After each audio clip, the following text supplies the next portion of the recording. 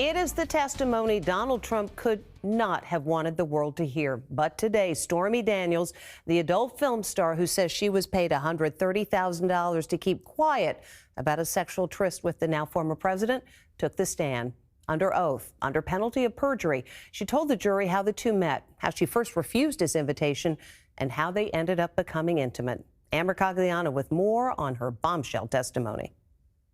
She's finally here. The atmosphere here at the courthouse is electric today. Stormy Daniels is the most anticipated witness in this case. It was the first time Trump has come face to face with her since their alleged dalliance 17 years ago. She walked into the room and she had a long stride and she had lots of confidence. She walked right by Donald Trump and went straight to the witness stand. What was she wearing?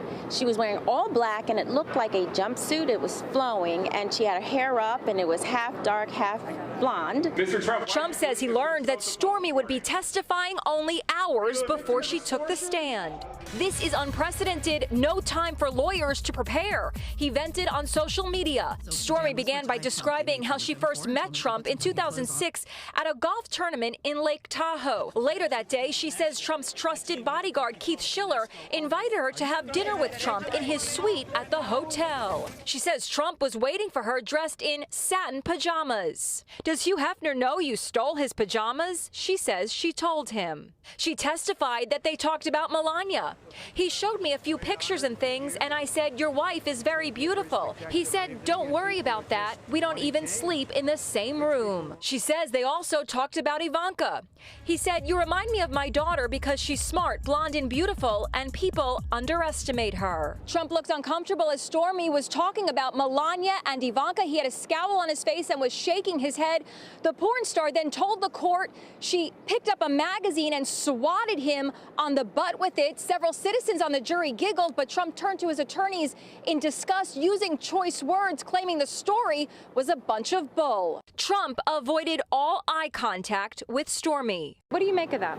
I think he didn't want to engage in any way, shape, or form. I don't think that he wants anyone to believe what she's saying, so he's not giving her any air. Stormy says that Trump got undressed and posed on the bed. He was seated on the bed between me and the exit, dressed in boxer shorts and a t-shirt.